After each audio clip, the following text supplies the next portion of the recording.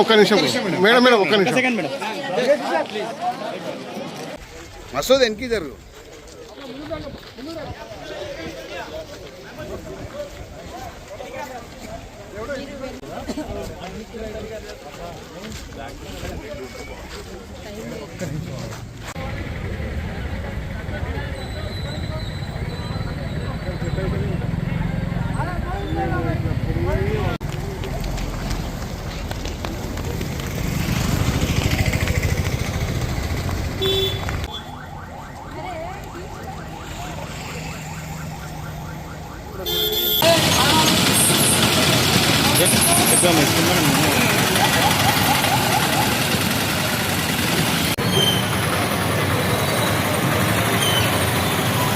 విజ్ఞప్తి చేస్తున్నాం.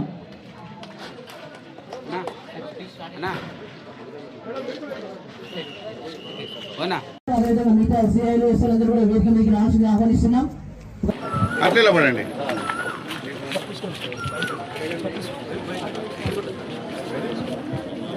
ఇలాంటి వాటికి దూరంగా ఉండాలి. మినిమం 21 ఇయర్స్ వరకు. ఆ తర్వాత కూడా దూరంగానే ఉండాలి. కాకపోతే ఏమవుతుందంటే సో అప్ టు 21 ఇయర్స్ వరకు మనం ఇలాంటి వాటికి దూరంగా ఉండాలి. మినిమం 21 ఇయర్స్ వరకు. ఆ తర్వాత కూడా దూరంగానే ఉండాలి. కాకపోతే ఏమవుతుందంటే చెడు అలవాటు ఏదైనా ఉంది అంటే ఇదే డ్రగ్స్ తీసుకోవడం. ఎస్పెషల్లీ మన మౌనర్లో అక్కడక్కడ ఈ గంజాయి తీసుకుంటున్నారు. మన దగ్గర మన లోకల్ పబ్లికే కాకుండా బయట నుంచి, ఎందుకంటే కంపెనీస్ చాలా ఉన్నాయి, బీహారు, యూపీ, చాలా రాష్ట్రాల నుంచి కూడా ఇక్కడికి వస్తూ పోతూ ఉన్నారు.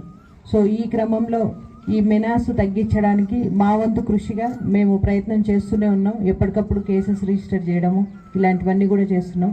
బట్ ఒక అవేర్నెస్ అనేది జనాల్లో రావాలి అనేసి ఈరోజు ఈ వాకథాన్ ప్రోగ్రామ్ కండక్ట్ చేయడం జరుగుతుంది.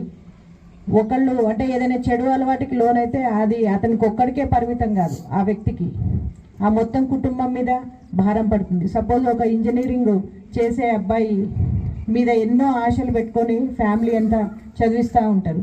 సడన్గా గంజాయికి అలవాటు అవుతాడు. హైదరాబాద్లో నా కొడుకు చదువుతున్నాడు అనేసి అమ్మా నాన్న అనుకుంటారు. ప్రతి నెల డబ్బులు పంపిస్తూ ఉంటారు.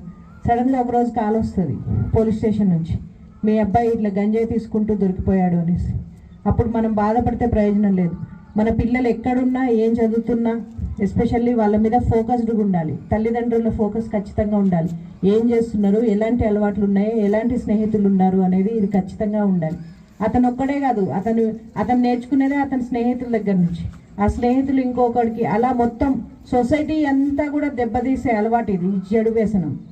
జనరల్గా ఏదైనా చెడు అలవాటు అతనికి ఒక్కడికే పరిమితం అవుతుంది, కానీ ఈ అలవాటు మాత్రం సొసైటీని అంతా దెబ్బతీస్తుంది. బాగా తెలిసిన సమాచారం మాకు చేరవేయండి ఖచ్చితంగా.